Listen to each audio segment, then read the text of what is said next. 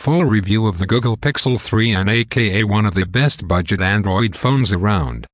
Last year's Pixel 3 was, on paper at least, a real winner for Google. It combined superb specs with a pocket-friendly design and an industry-leading camera, all for a price that neatly undercut the iPhone XS. It combined superb specs with a pocket-friendly design and an industry-leading camera, all for a price that neatly undercut the iPhone XS. Despite this attractive package, the phone hasn't met Google's expectations in terms of sales, and this has clearly forced the search giant to reconsider its approach. Despite this attractive package, the phone hasn't met Google's expectations in terms of sales, and this has clearly forced the search giant to reconsider its approach. Hence the arrival of the Pixel 3a, a budget take on the 2018 handset which makes some key sacrifices to bring the price of entry plummeting down. It costs £399 compared to the £799 the Pixel 3 retails for, but still has enough of. A budget take on the 2018 handset which makes some key sacrifices to bring the price of entry plummeting down. It costs £399 compared to the £799 the Pixel 3 retails for, but still has enough of that Pixel magic to make it worth a look. Is the Pixel you need to buy in 2019? Let's find out. Google Pixel 3a review, design and display.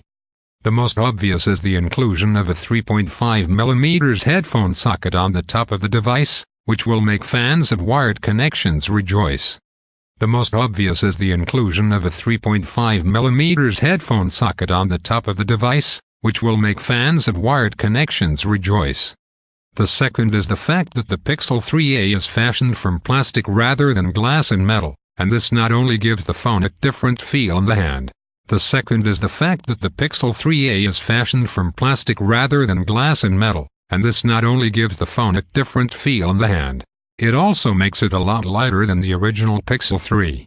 Despite the change in materials, Google has retained the two-tone design on the back, with a matte-style texture giving way to a gloss surface at the top of the phone, where the camera module is located. The shift to plastic has clearly been made to bring down the cost of the phone, and it certainly doesn't feel quite as premium as other handsets. In fact, it's very much a throwback to the days when the majority of phones were made from plastic. It's not unpleasant, but it does feel odd when we're so accustomed to metal and glass being the main components of a modern smartphone.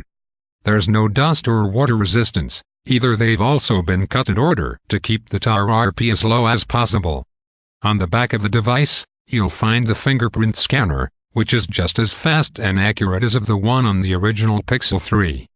The camera is once again a single lens, with Google ignoring the trend for multiple cameras that seems to have gripped the rest of the industry. On the bottom edge, you'll find the USB-C port, and one of the speakers. The earpiece acts as the other speaker, giving you a reasonably punchy stereo sound.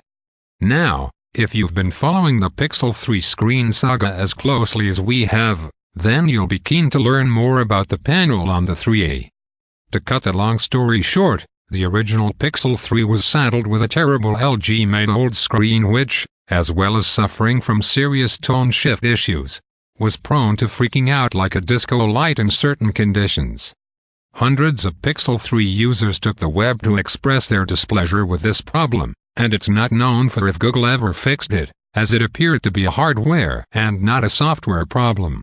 Thankfully, it would seem that Google has learned its lesson, and the screen used on the Pixel 3a is manufactured by Samsung, and not LG.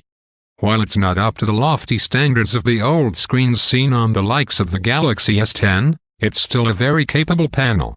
Brightness can be an issue, but colors appear punchy and vibrant, and blacks are deep and impactful, of course. The screen is protected by Dragon Tail glass, rather than Gorilla Glass, so be mindful that it won't be as resilient to marks and scratches. Because the Pixel 3a is a little larger than the original Pixel 3, the screen has increased in size somewhat. It's now 5.6 inches from corner to corner as opposed to 5.5 inches. Sadly, Google hasn't made any attempt to trim down those massive bezels at the top and bottom of the screen. They are not terrible by any means, but they look hardly out of place on a leading 2019 smartphone, irrespective of the asking price.